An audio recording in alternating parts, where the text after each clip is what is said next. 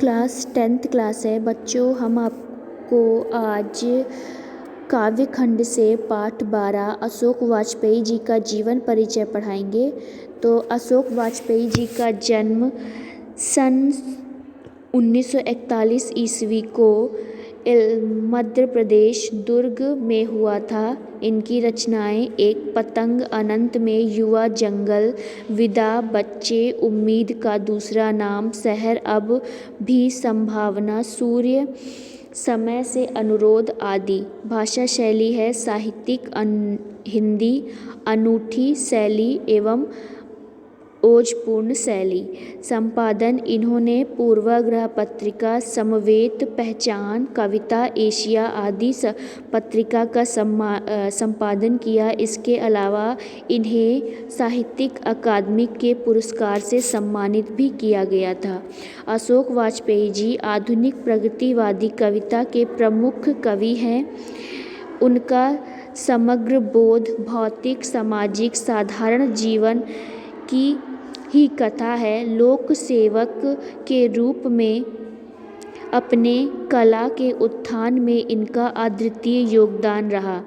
अशोक वाजपेयी जी का जन्म 16 जनवरी सन 1941 ईस्वी दुर्ग जिले मध्य प्रदेश में हुआ था। इन्होंने सागर विश्वविद्यालय से BA परीक्षा उत्तीर्ण की तथा सन 1960 ईस्वी में सागर विश्वविद्यालय से MA अंग्रेजी साहित्य परीक्षा पास की।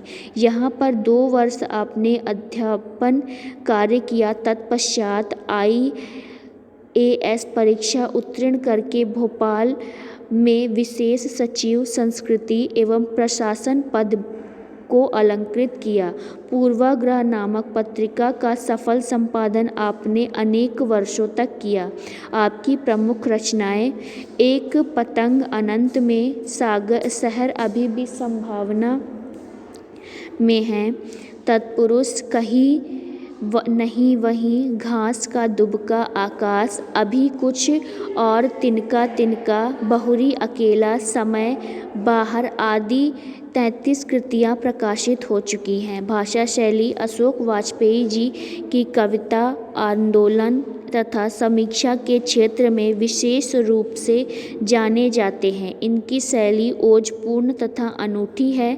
आपने अपनी भाषा में ऐसी शब्दावली का प्रयोग किया है जिसे पढ़कर पाठक भाव विभोर हो जाता है।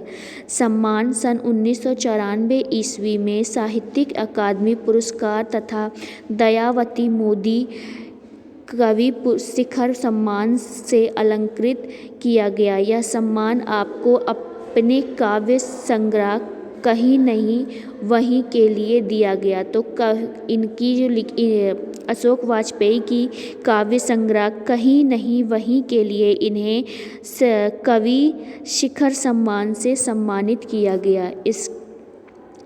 इसके अलावा षट्कोत्तरी कविता में अशोक वाजपेयी जी का नाम विशेष रूप से उल्लेखनीय है।